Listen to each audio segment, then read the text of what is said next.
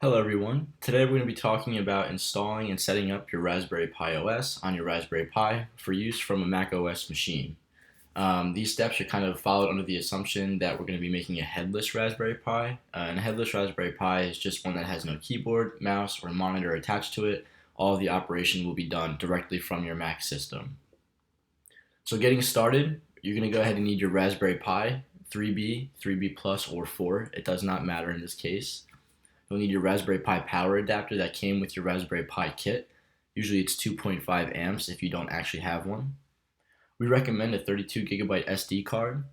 And then if you need it, an SD to USB adapter if your computer does not have an SD card port. I know the newer Macs don't, so you'll need to have one that does has the adapter. So now we're going to go ahead and talk about the necessary software for setting everything up. The first one is this Raspberry Pi OS 32-bit with desktop and recommended software. You can download the zip file. Keep in mind it does take a little bit of time since it is about 2.5, 2.6 gigs, so the download will take a little while depending on your internet. So go ahead and click the download link there now. And then when that's done, the next thing you can go ahead and do is go to Vnc. And again, all these links are going to be provided for you in the attached or associated instruction guide, but you can click then download for Mac OS, and when you download that, it'll open up a DMG file, which I'll walk you through in just a moment here. And then finally, the other download you're going to want is Vnc Viewer. Make sure it's Vnc Viewer, not Vnc Server. As you can see, there is a Vnc Server application as well, and you're also going to want to make sure you're downloading it for Mac OS. Vnc, the website should actually detect it for you, but if it doesn't, just make sure you're clicking Mac OS and then downloading it. That'll also create a DMG file for you to be able to use. So now let's go ahead and look at those downloads. So the first one that we downloaded was the Raspberry Pi OS, which as you can see here is this top one. It's about 7.3 gigs when it actually downloads and decompresses, so it is really big. The next one we downloaded was Vnc, so we can go ahead and open that up. It's going to want to go through a verification process, and it might ask you to go into your system preferences to allow that program to open. Just make sure you do allow it so you can install it. And then when you're done, it'll open up, and you'll have this Vnc icon, and just like any other Mac app, you can just drag it right into your applications folder. So go ahead and do that, and then when you're done, you can actually open up Vnc. The next thing you can do here is install Vnc Viewer, and that's going to be the same kind of concept. It's going to do the verification, and it might have you run through your system preferences. But then when you're done, you can just drag Vnc Viewer into your applications folder, and you'll have that application installed as well. So those are the first steps of kind of getting your computer set up and ready to actually perform all the tasks you need to do. So let's get this SD card set up. We have the OS downloaded. So now we want to flash the SD card. So make sure you have the SD card or device that you're using plugged into your laptop or your computer. And then you can launch Vnc. So when you launch Vnc, you're going to see this screen that looks just like this. You can select the image that you've downloaded, which is the 2020, and it'll be different for you, but you should see Raspberry Pi OS in it, and it should be a .img or G file. Go ahead and open that up. Then it's going to ask you to select your target. Here's where you're going to click your specific SD card. In my case, I don't have an SD card connected, so it's not going to show. But if you do have an SD card connected, you'll see the name of the SD card. You'll just click that, click continue, and then you'll click this flash button here. When you click flash, it's going to run through a flashing phase, and then it'll run through a verifying phase to make sure that all the files were copied over and flashed correctly.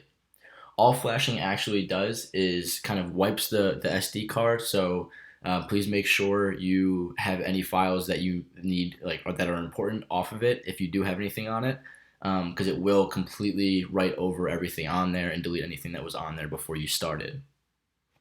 Okay. So now that you have everything set up, all you have to do is get the SD card configured, and you're ready to move on to the next steps.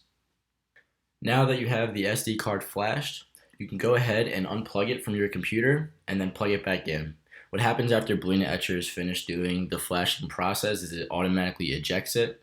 So what you can do is just eject it yourself and then plug it back into the computer so that you can see it again. Because now we're going to modify some of the files on the system.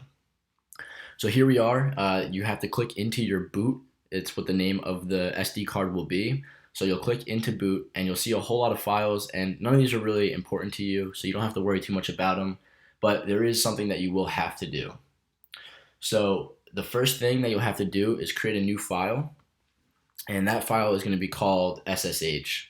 So what we're going to go ahead and do is open up text edit. So you can go to your applications, or if you want, you can press Command Space on your keyboard, and you can search for anything on your system, and you can search text edit, and then a program that looks like this will pop up. Then you can go ahead and down here in the bottom left, just click New Document. And this is it. So this is the entire document. We're not going to do anything with it.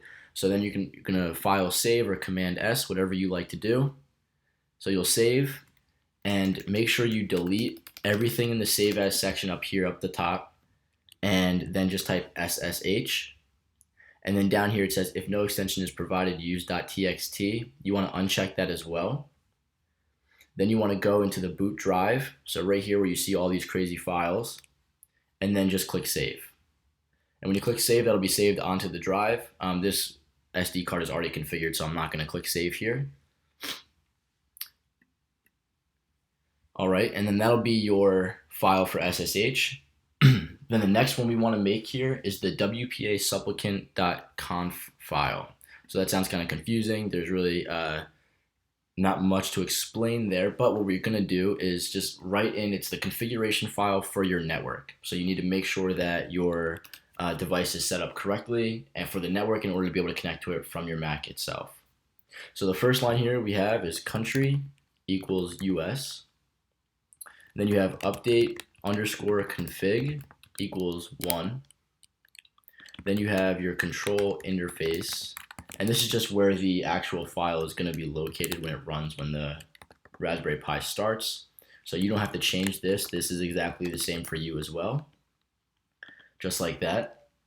Then you skip a line here and you type network, and this is where you're going to put in your network credentials. So you'll say = and then the open curly brace, and you'll press tab, and you'll say scan underscore SSID equals 1.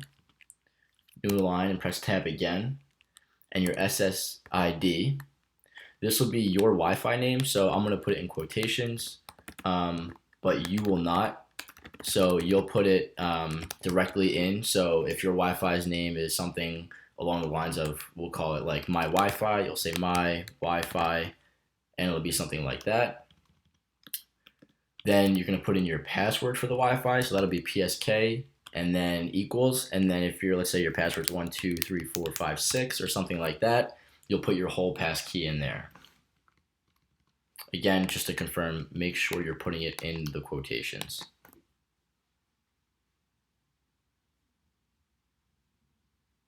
All right, now that that's done, you'll go ahead and put the closed curly brace there. So make sure that this is all kind of in like one little area. Then you'll save it. And again, you'll get rid of this if no extension is provided, use.txt. We don't want that. And then we're going to name the file WPA underscore supplicant.conf. And then you make sure you're in your boot folder or your boot drive, your SD card folder. And then just click the save button as well. And then that'll save the network credentials onto the SD card so that when you boot up your Raspberry Pi, it'll automatically connect you to the network. All right. So now your Raspberry Pi is completely set up on the end of the computer, your Mac itself. So you can take out your SD card, make sure you use this safe eject option, and you can plug that SD card directly into your computer or into your Raspberry Pi. Now that you have the SD card plugged into the Raspberry Pi and the Raspberry Pi is plugged in and turned on, the next thing you're going to want to do is connect to the Pi. So we're going to open up a terminal here, and this is like your command line. Again, you can look at this from your Launchpad, but I just use the Command Space hotkey to get to it. So here we have like this screen here, and this is our terminal, this is our command line. So we can type in commands and ask the computer to run them. So the first one that we're going to go ahead and enter is ping, and then raspberrypi.local. And when you do that, you should see if your Pi is connected and everything is working correctly, that it'll return the IP address of the Pi that you're trying to connect to. So this is the name of the Pi, and this is just all the information that it's sending to the Pi to make sure it works. When you're done, you can press Control-C on the keyboard, and you'll see that if you have a 0% packet loss, that means everything's correctly connected as well. But what we really care about here is this IP address. So make sure you're taking careful note of that, because right here now, the next command we're going to enter is SSH and then pi at, and then the IP address of your Raspberry Pi. So I'm going to type mine in, and then you can type yours in as well. And then when you do that, it's going to ask you for a password. So by default, the password for a Raspberry Pi is raspberry. So you can type that in. And when you do that, you'll see a lot of kind of pop up here. So this is where you entered your password. But now you see we're connected to Linux Raspberry Pi. Here's the version that we're on, and some kind of legal statement here. But what you really care about here now is to see that you're connected is this line pi at Raspberry Pi, colon, and this little, that's called a tilde, the squiggly line, and then $sign. That means now you're connected to your Raspberry Pi. So with that done, the next thing you want to do is type in the command Vnc Server. And what this is going to do is it's going to allow you to connect and see everything that your Raspberry Pi has as if it's on your Mac itself. So right now you're connected to the Raspberry Pi through the command line, but now we want to be connected through the GUI, or the graphical user interface. So when you type in Vnc Server, all of this stuff is going to pop up, but what you really care about here is new desktop is Raspberry Pi :1 or 192.168 and your Raspberry Pi's IP address :1. That means your server is running and you're good to go. So now you can type in exit in this command line, and this is just going to disconnect you from the Pi from the command line. So then you're done, and you can close out terminal here. So now the next thing that you want to do is take in that IP address that you saved, so that you used last time, so the 192.168, and it was something like yours will be different than mine, but don't forget you have to have that :1 at the end, and then you can press enter, and it'll tell you that it's connecting, and it's going to ask for a username and password, and again, that password or that username will be Pi, and that password will be raspberry. And I just select remember password, so every time I want to connect to the Vnc server, I don't have to worry about having to type in the password. Then you can click OK. And here you go. Now you can see your Raspberry Pi is connected, and you're able to do everything as if you're on the Raspberry Pi. So I can go and I can view programs, and I can open up Thonny, the Python IDE that you'll probably be using in your class. And it takes some time because it isn't a high-end computer. But here you can see I have some code already on here. But you can run different Python programs. You can run the Hello World program to make sure everything works. But before we finish up, go to Preferences. So click the Raspberry icon in the top left. Go to Preferences. And then you're going to want to click, and you might have to scroll down, your Raspberry Pi configuration here. And then when you're there, go into interfaces and make sure you have SSH and VNC enabled. So these two, the SSH should automatically be enabled because that's how you put that file in and connected. And then the VNC you're going to want to enable so that when the device turns on, it allows you to connect to the VNC. Please keep in mind when you turn the device off, you may have to go in through SSH through this terminal again and type in that Vnc server command once more. So that concludes our video. That concludes the setup for the Raspberry Pi. You should be 100% able to use the Raspberry Pi directly from your Mac now. Congratulations and enjoy.